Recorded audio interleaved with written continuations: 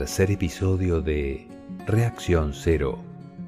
Una mirada desde el amor, de Luis Hernando Mutis Ibarra. El desarrollo espiritual sucede cuando superamos las dificultades, los problemas y los conflictos sin sufrir, con serenidad y eficiencia. El cero. Como todos sabemos, las matemáticas, como el número, es otro de los lenguajes divinos, y que, como todo es medible y cuantificable, en el caso que estamos trabajando sobre nuestro interior, es poder reducir nuestras reacciones hasta llegar a cero. El número lo que nos da es la información para medir de alguna manera lo que necesitamos para comprender y poder realizar nuestras capacidades y potencialidades. Luego, todo lo que hay a nuestro alrededor está sujeto a información y todo es numérico. Los números van del 1 al 9. Luego siguen combinatorias multiplicativas, así que hoy lo que entendemos como Dios en realidad es el cero, que luego se descubre que es un recipiente que en su simbiología se explica como un círculo cuya nada lo contiene todo. A partir del cero se despliega una inmensidad de posibilidades que, por lo común, precisamente en numerología, se obtiene de la información encriptada en las fechas de nacimiento, donde se puede caracterizar tipologías de personalidades para aprovecharse en nuestro desarrollo.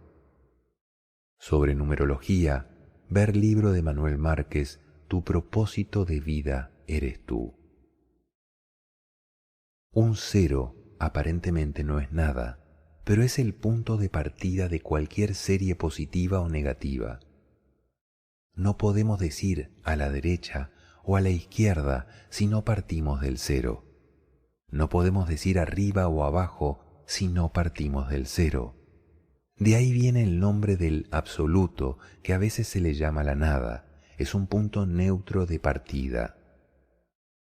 Cuando la religión dice tres personas distintas y un solo ser verdadero, es suficiente con que sumemos al hijo, la característica femenina o la serie negativa, con el padre, la característica masculina o la serie positiva, para que tengamos un solo ser.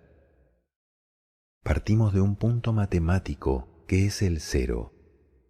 Del cero a la derecha podemos ir hasta el infinito y se puede llamar la serie positiva o serie masculina, lo que puede dar, lo que puede emitir, números que se pueden agregar. Hacia la izquierda tenemos la serie negativa o serie femenina, números que se pueden tomar, también hasta el infinito. La serie, si se une en lo que llamamos complementos iguales, esa suma siempre va a dar cero. Tenemos lo femenino y tenemos lo masculino en cantidades iguales. Al sumarlo siempre dará un neutro, y el neutro es la esencia del ser. El padre es la característica masculina, la serie positiva, el que contiene la información que puede ser agregada, aprendida, multiplicada o utilizada. La serie femenina, la que llamamos del hijo, es la que permite complementar el otro lado, la que puede recibir. Todo asciende. El único ser que empieza a adquirir información consciente es el ser humano. Hasta antes del humano, toda la información es automática. Teniendo en cuenta que el humano, como tal, empieza en el cuarto nivel de desarrollo de conciencia, antes estamos en el reino de los centauros, mitad animal y mitad humano. Cuando obtenemos un resultado no voluntario, estamos en evolución automática. Pero cuando podemos tener resultados conscientes, estamos en el cuarto nivel. Es la diferencia entre el yo sé y el yo no sé. Cuando estamos en el yo creo, es evolución automática. El yo sé lo que no sé es evolución humana. Lo mismo decía Confucio: sabiduría es cuando yo sé lo que no sé. Hay mucha relación entre la información y la energía. El nivel de energía vital que hay en la mente de un ser humano, ¿de qué depende? Depende de la cantidad de información que tiene. Si es información falsa, la información de las creencias, esta información consume energía en cantidades alarmantes por los conflictos que genera. Pero la información de sabiduría no consume energía porque es neutra y por lo tanto no genera conflictos. Al no generar conflictos, la energía se acumula. La esencia del ser es como una gotita de agua del mar que contiene la misma esencia del océano, y cuando esa gota vuelve al mar, se funde con el océano. Pero una gota no es suficiente para hidratar a una persona. Cuanto más nos desarrollamos, más información necesitamos. La sabiduría es el resultado de verificar las leyes mediante las acciones. Por eso, cada vez que nos enfrentamos a algo que para nosotros es difícil, representa lo que no sabemos, y eso representa la oportunidad de aprender. Resolver aquello que para nosotros tiene dificultad, eso es lo que da la sabiduría, y por eso enfrentamos dificultades, que los seres humanos en general lo llamamos problemas, y en realidad son oportunidades de aprendizaje. Cualquier esfuerzo que se haga, físico o intelectual, va a fortalecer algo, va a fortalecer el cuerpo o va a fortalecer la mente. Entonces, cuando luchamos contra algo, evidentemente estamos fortaleciendo el ego, pero cuando aprovechamos algo como un entrenamiento, estamos fortaleciendo la comprensión. Mientras no renunciemos a luchar, somos seres humanos ineficientes y podemos usar nuestra energía para luchar, y cada vez somos más ineficientes porque cada vez tenemos un ego más fuerte y cada vez tenemos un conflicto externo mayor. Mientras más una persona lucha contra lo externo, cada vez más conflictos tiene. El tiempo cero nos permite comprender la dimensión de Dios y hacernos una idea más clara de la divinidad, más allá de nuestras creencias normales. Nos acercamos a una concepción nueva cuando decimos que Dios es omnipresente en todos los lugares simultáneamente. No tiene un antes ni un después. Para Él está en el pasado, el presente y el futuro de una forma simultánea. Entonces, estas ideas para nuestras mentes lineales que hablan de tiempo y espacio resultan un poco incomprensibles. El tiempo no es algo fijo y estático, sino que es variable en la medida en que varíe la velocidad. Si aumentamos la velocidad hasta el infinito, el tiempo será cero y la distancia no existe. Tiempo es una medición. Vamos a medir una distancia y cuando la dividimos por la velocidad es igual al tiempo. En el momento en que la velocidad sea infinito, el tiempo es cero y la distancia no vale nada.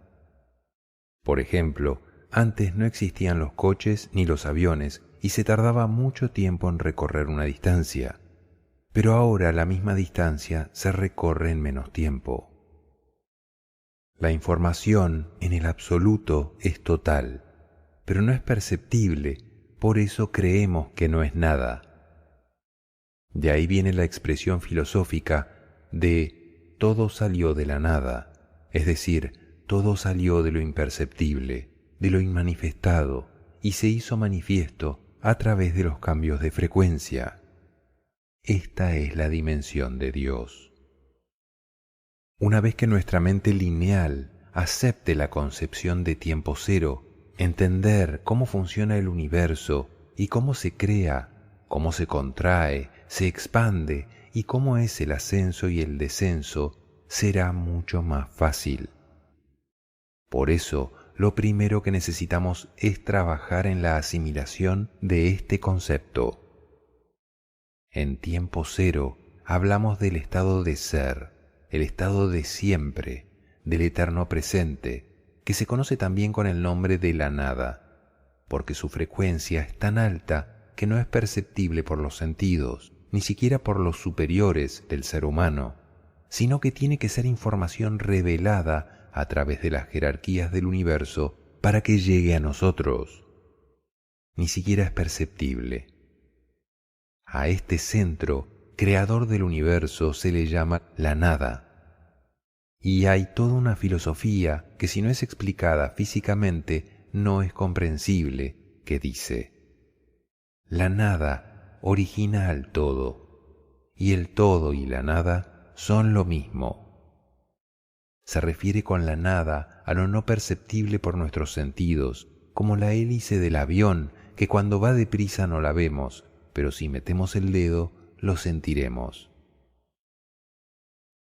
Esto nos lleva inmediatamente al concepto filosófico del absoluto, o esencia absoluta del ser, que contiene la totalidad de la información para los procesos de la creación, mantenimiento y funcionamiento del universo y de todo cuanto en él existe y sucede.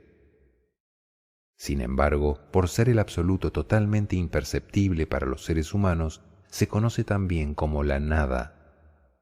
Por eso se dice que el universo salió de la nada, lo cual es lógico si tomamos en cuenta que el absoluto lo contiene todo dentro de sí mismo, en el nivel de la eternidad, atemporal e imperceptible.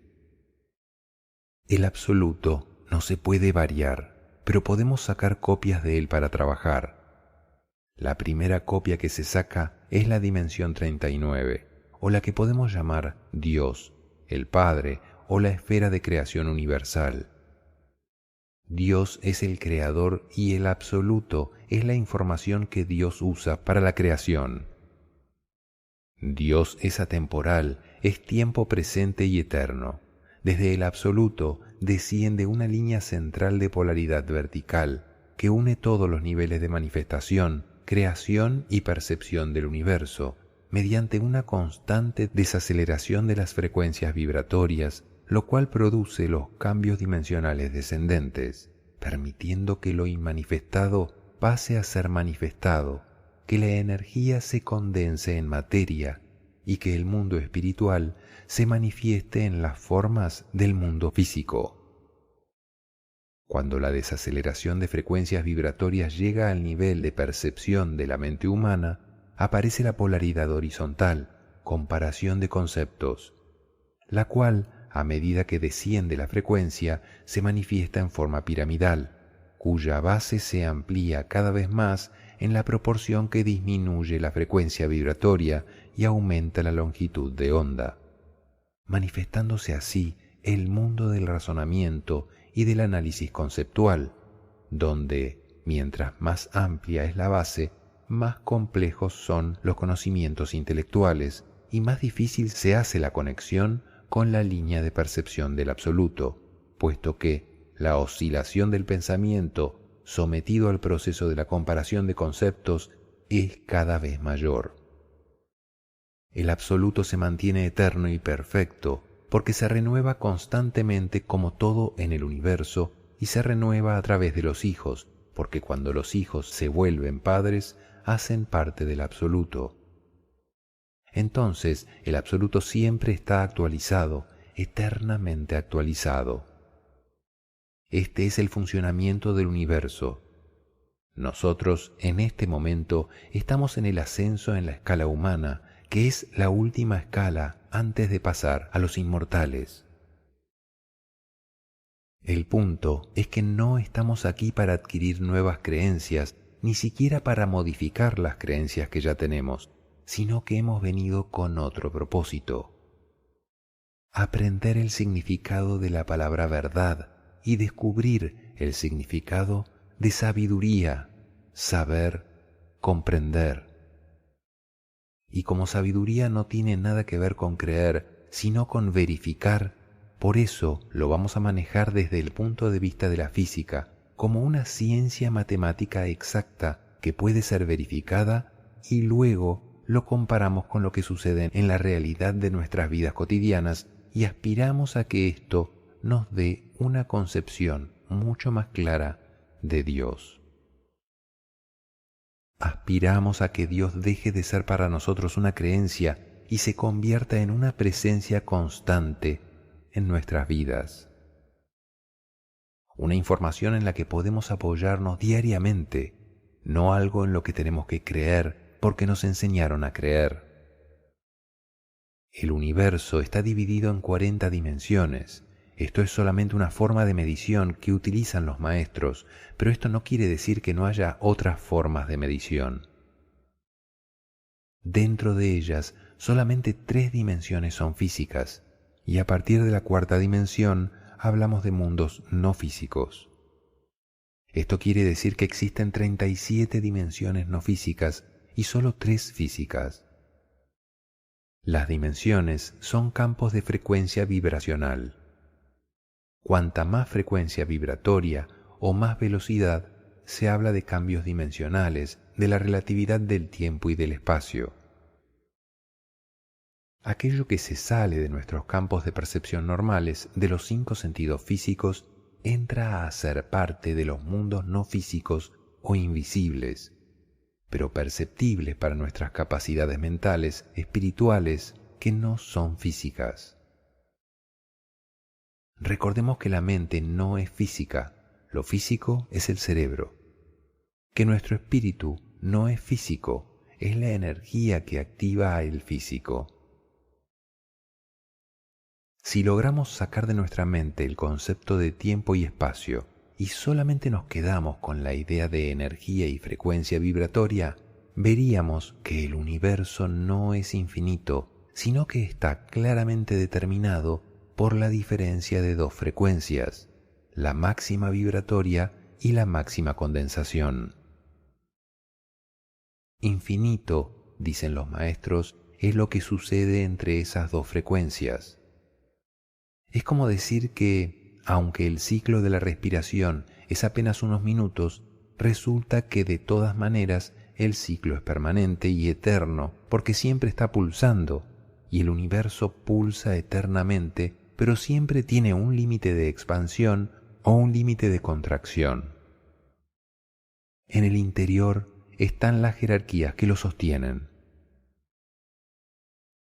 Todo el tiempo estamos validando la información, manteniéndola activa. Esto es importantísimo para nuestras vidas. Todo aquello que no se renueva desaparece. Es el principio que usamos en la ley de compensación, que es la ley de acción-recuperación. No hay servicio, ni producto, ni elemento, ni materia, ni planeta en el universo que se mantenga si no se renueva. Por eso, el asunto que plantea la ignorancia de dar sin recibir es el agotamiento de cualquier proceso, porque no se renueva. Lo neutro. Neutralizar las creencias extremas y opuestas del bien y el mal, por ejemplo, es comprender que todo lo que sucede en el universo es necesario para el proceso de la evolución de nuestra conciencia, independientemente de que a veces sea agradable y otras veces sea confrontante.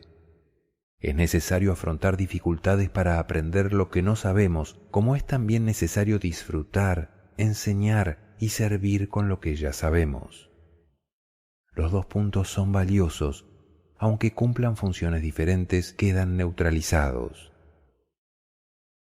Existe una línea o canal central vertical a través del cual fluye la información polarizada del universo, uniendo todos los niveles evolutivos y de manifestación, desde el absoluto hasta los niveles más densos de la materia. Esta línea no es ni positiva ni negativa, es neutra, porque es la línea del equilibrio perfecto, es el resultado polarizado de todo movimiento, es la línea de la armonía y de la verdad. Esta línea se conoce con el nombre de el hilo de oro, porque desciende directamente del reino de la luz dorada del Padre Celestial, del Absoluto, y contiene la información correspondiente para comprender las ideas o las acciones sobre las cuales se razona. Cuando nuestra mente se neutraliza, el hilo de oro aparece disponible. Cuando logramos situarnos mentalmente así sea por un instante en la línea neutra del absoluto, adquirimos pensamiento vertical, libre de razonamientos, y entonces la información del universo fluye directamente desde los centros que la contienen, permitiendo la creación, los inventos y los descubrimientos humanos. A esta conexión directa se debe la intuición y los chispazos de genialidad que a veces nos sorprenden en cualquier persona, independientemente del grado de instrucción o conocimiento que poseamos. La conexión con el hilo de oro es el secreto de todos los inventores y genios de la humanidad.